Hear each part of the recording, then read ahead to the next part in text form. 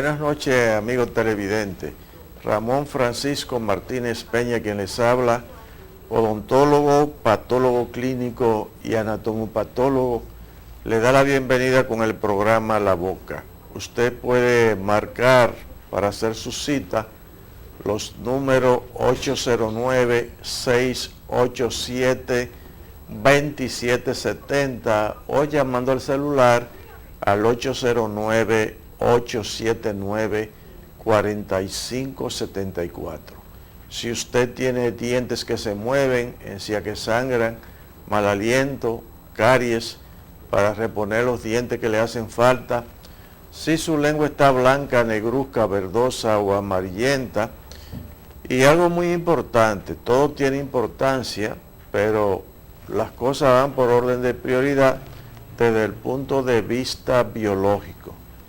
Si usted tiene una manchita blanca o negra, un peladito, una llaguita, una bolita, un crecimiento, y sobre todo si eso crece rápido, que tenga más de 15 días, aunque no duela, eso es importante hasta que se demuestre lo contrario, porque son los síntomas principales, como suele aparecer el cáncer en la cavidad bucal.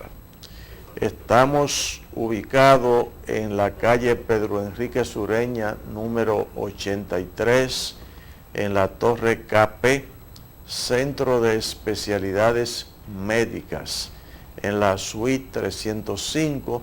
Trabajamos de lunes a viernes, mañana y tarde, y los sábados en la mañana. Siempre por cita, deben de llamar antes. Señores, las personas tienen que acostumbrarse a preguntarle al profesional de la salud, ya sea un odontólogo, ya sea un médico, cuál es el diagnóstico de su dolencia. ¿Cuál es el diagnóstico por lo cual van a la consulta?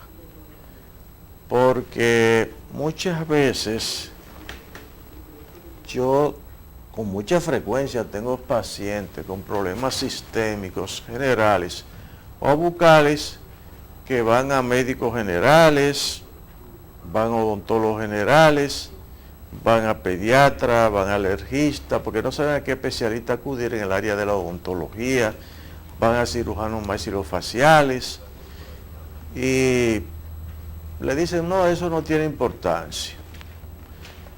Y si le hacen una biopsia, no le entregan un resultado por escrito.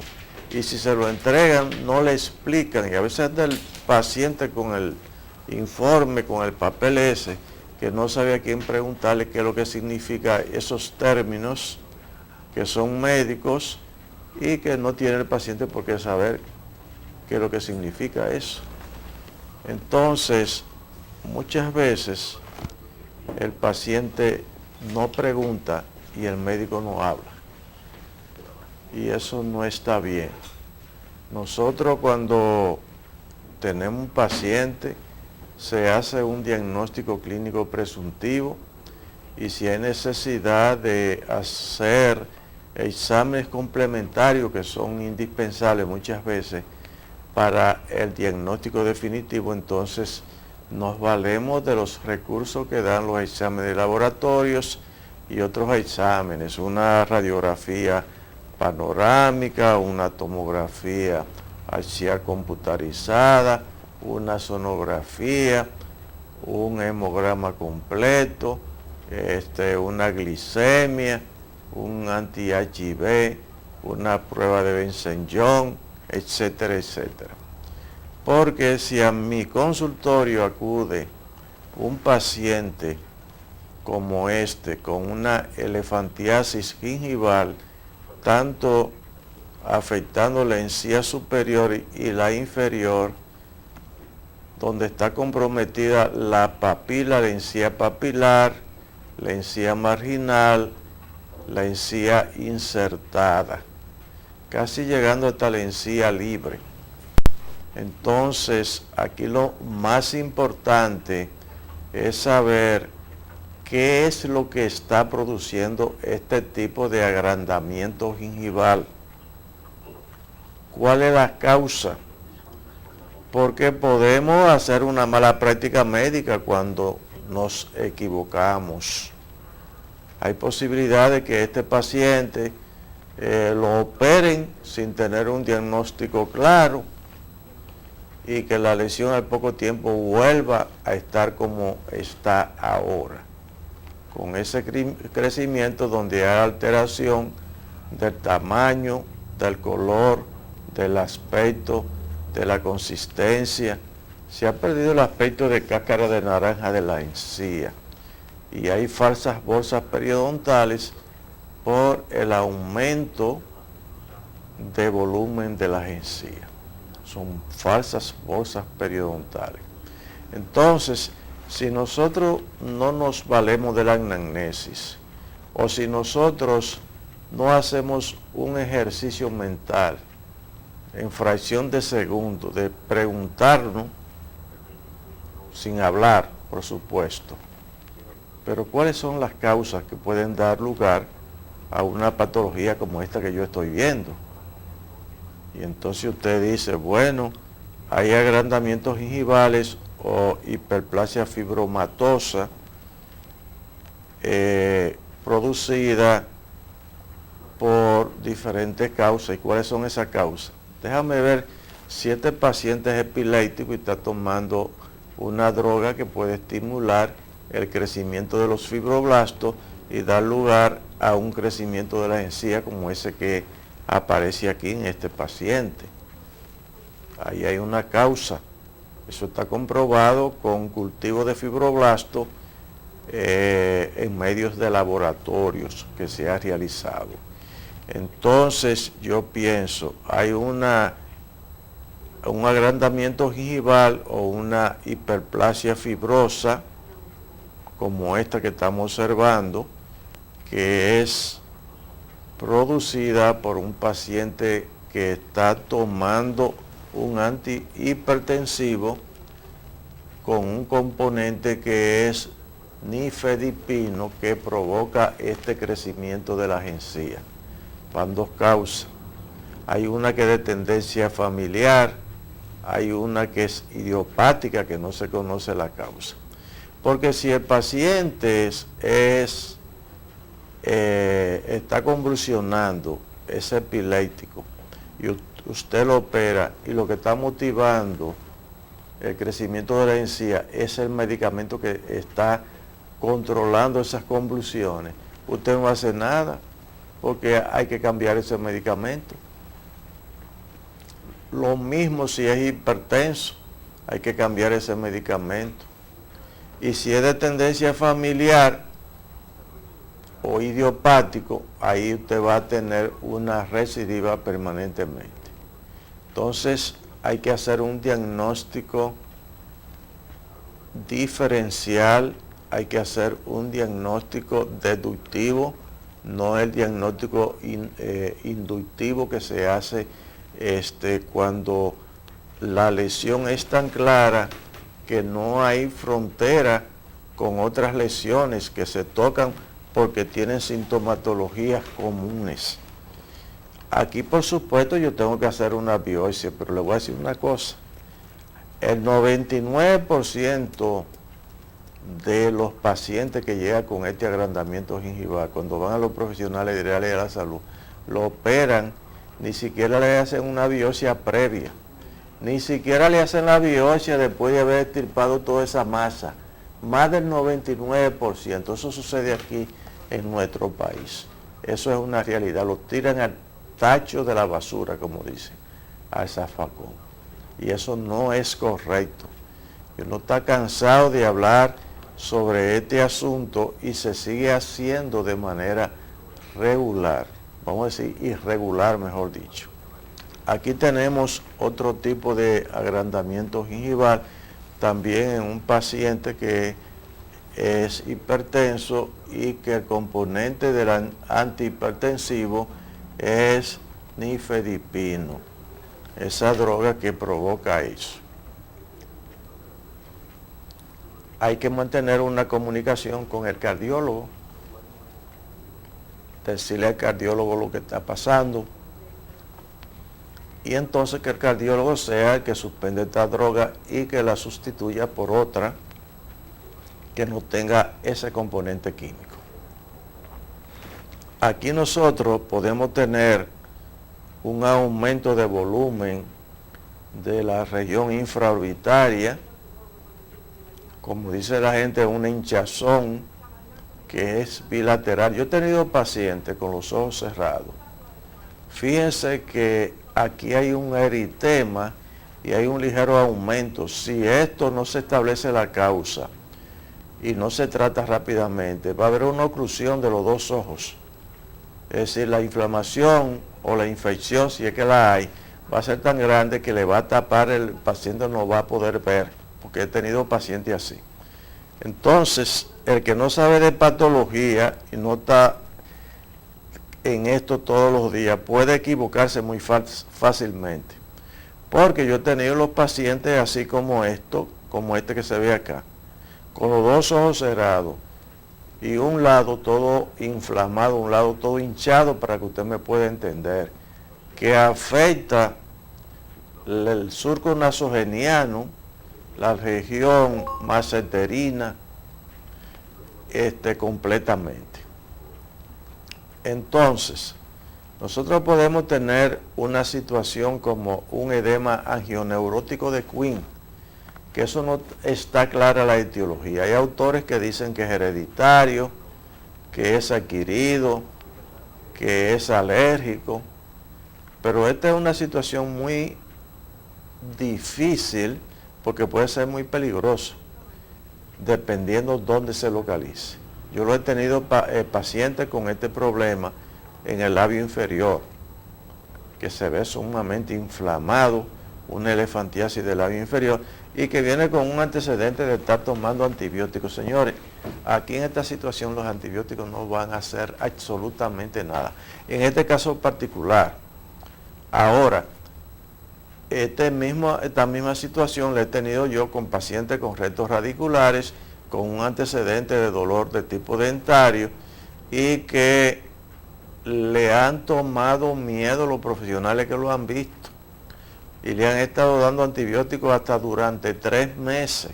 Y la lesión persiste, porque no se atreven a hacer una incisión y un drenaje. Señores, desde que eso se incide y se vacía completamente, el paciente experimenta un alivio y la lesión se resuelve rápidamente cuando es de origen dentario. Ahora, si es un edema angioneurótico de Quinn, usted le está dando todos los antibióticos del mundo, le da tetraciclina, le da penicilina, lo que sea, y eso no va a ceder, porque eso con lo único que cede es con corticoesteroides. Le voy a decir algo, si eso se presenta en la epiglotis, la epiglotis, para que usted tenga una idea, es como una válvula. No sé si Domingo ha oído hablar de una gente que empieza a toser y le dice, fue que se me fue un traguito de saliva, un trago de agua por el camino viejo. Hay 2 vías, que es la vía digestiva y la vía respiratoria. Cuando se te va un poquito de comida o se te va un poco de agua, que es para la vía respiratoria, el organismo es muy sabio y empieza a toser, pero es para devolverla. Es para eso que hace. Entonces, si ese edema angioneurótico de Quinn afecta a la epiglotis, eso se hincha y deja de pasar el aire. Y el paciente siente que se está asfixiando. Y usted tiene que hacer un diagnóstico rápido. A veces hay que inyectar al paciente. Rápido hay que hacer ese diagnóstico. Yo he tenido varios pacientes con edema de esa parte tan importante que es la epiglotis. Imagínense usted, hace un par de años yo estaba en una reunión, justamente un fin de año que me habían invitado con la familia,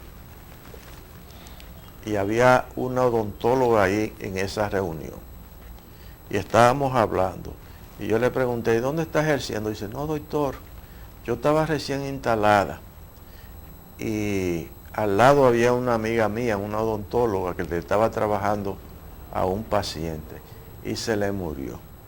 Y fue tanto el trauma psíquico que yo tuve, que yo lo que llegué a ejercer fue en 2 o 3 días nada más, y dejé la profesión. Nunca más he ejercido la profesión de odontólogo. Hay situaciones que son así y que dejan marcado a la gente para toda la vida. Vamos a frizar esa imagen y recuerde usted que el diagnóstico es una ciencia, pero es un arte, y que uno necesita tomarse el tiempo necesario con cada paciente. Yo no sé cómo es que hay profesionales de la salud que ven 20, 30, 40 o 50 pacientes al día. Eso no se puede hacer, sobre todo la gente que trabaja con seguro. Eso no se puede hacer bien. Porque a veces me lleva un solo paciente 1 hora, solo el examen, elaborar la historia clínica, el examen clínico, darle satisfactoriamente el diagnóstico del paciente, explicarle con términos científicos y términos sencillos qué es lo que tiene ese paciente. Y si es un paciente oncológico, un paciente que tiene un tumor maligno, muchas veces tengo que darle satisfacción a toda la familia, explicaciones. Y en la cita subsiguiente uno tiene que convertirse prácticamente en un sabelotodo, debe tener dominio de algunas cosas de la neurociencia, porque hay cuadros emotivos y crisis emotivas que se pueden presentar en un consultorio odontológico, y si usted no sabe nada de psicología, usted está preso y va a perder el manejo y el dominio de la situación, y no va a saber ni siquiera lo que es una crisis emotiva. Le voy a hacer una anécdota, porque en el consultorio podríamos pasar varias noches hablando de anécdotas. Le voy a explicar la única vez que yo le he dado una galleta a un guardia. Que eso ya usted sabe, eso no es fácil darle una galleta a un guardia. Sucede que yo estaba operando a un sargento del ejército en el Instituto Oncológico, doctor Heriberto Pilte, el Instituto de Cáncer, como la gente lo conoce. Allá se opera con un capuchón que le tapa los ojos al paciente, y eso no es bueno, porque dicen que los ojos son el espejo del alma. Muchas veces por la mirada del paciente y la respiración uno puede saber si el paciente se siente bien o se siente mal. Y yo anestesio al paciente, agarro el bisturí, había que extirpar todo el labio y reconstruirlo, hago una incisión acá, ni una gotica de sangre. Hago la incisión de adentro, ni una gotica de sangre. Cuando levanto el capuchón, los ojos estaban virados. Desapareció el color negro de los ojos para yo ser más gráfico y ustedes puedan entender. Y el paciente tenía los ojos virados completamente. Entonces, hice lo que manda el protocolo de procedimiento, de usted saber que el paciente no era una lipotimia que tenía, donde hay abandono de los sentidos, pero conservando la conciencia, sino que era un shock, que el paciente estaba en shock. Le quito la corbata, le aflojo la correa, lo pongo en tren del embur, que es con la cabeza hacia abajo y los pies hacia arriba para facilitar la circulación de sangre hacia el cerebro, y ninguna reacción. Entonces cogí un cuadre de pelotero y le daba esa galleta, y de una vez el paciente reaccionó. Que eso es lo que se hace. Uno lo ve en la película de que la mujer es histérica, viene un hombre, ¡pah! Siempre ponen la pobre mujer. Ojalá que un día aparezca un hombre que sea el hombre que le den la galleta, pues siempre es la mujer histérica, que viene el hombre, ¡pah! Y le da una galleta, y de una vez la mujer se tranquiliza. Pero aquí es una situación de esa. En otra ocasión, yo estaba trabajando en mi consulta y había alquilado, tenía un apartamento que había comprado, había alquilado a otro odontólogo una habitación. Y yo estoy trabajando y esa mujer entró con una velocidad y un escándalo y abrió esa puerta. Y lo que me dijo fue, doctor, se me murió. Sencillamente porque no sabía lo que tenía el paciente, que estaba padeciendo. Cuando voy yo, veo al paciente en el estado que está, ya yo sabía lo que era. Entonces hay que saber manejar ese tipo de situación. Cuando ella vio que ese paciente reaccionó, le volvió, como dicen, el corazón al cuerpo. Entonces, una cosa es una lipotimia y otra cosa es un shock neurogénico que se presenta muchas veces cuando el paciente ve la aguja, cuando lo van a anestesiar. A mí no me gusta enseñarle la aguja a los pacientes porque ya el paciente empieza a procesar, y si es un paciente depresivo, mire, yo no hay cosa más tremenda cuando el paciente tiene miedo y es alcohólico. Tiene miedo, es alcohólico y es nervioso. Ay, ay, ay. Esos tres factores juntos no son nada buenos para un buen comportamiento del paciente, entonces usted tiene que saber manejar esa situación. Esos pacientes uno tiene que hablar mucho con ellos previamente, para sacarlo de consultorio. Yo recuerdo en una ocasión que le trabajaba a un famoso director de la Orquesta Sinfónica Nacional, y era un hombre que tenía sumamente miedo, y me dice: Ramón, ve a ver lo que tú vas a hacer conmigo, porque somos amigos, vecinos y ahora pacientes, para que no quedemos enemigos, porque yo soy el hombre más pendejo del mundo, así me dijo. Y yo me ponía a hablar con él de música clásica. Había terminado de hacer un curso de cultura musical, del poema sinfónico, donde usted va a dirigir. En ese momento estaba dirigiendo la Filarmónica de Miami también, además de ser el director de la Orquesta Sinfónica Nacional. Y yo ponía a ese hombre a dirigir una orquesta, mientras lo iba anestesiando, le iba trabajando. Y el hombre se portaba muy bien. Entonces hay que saber cómo tratar a los pacientes. Por último, vean el edema angioneurótico aquí en el labio inferior. Y la mayoría de esos pacientes, cuando van a la consulta, cuando llegan a nuestra consulta, generalmente han ido a veces 10, 15 profesionales y no les saben resolver el problema, sencillamente porque no saben el diagnóstico. Amigos televidentes, se me ha terminado el tiempo. Vamos a recordarle que si usted tiene dientes que se mueven, encía que sangran, mal aliento, caries, para reponer los dientes que le hacen falta.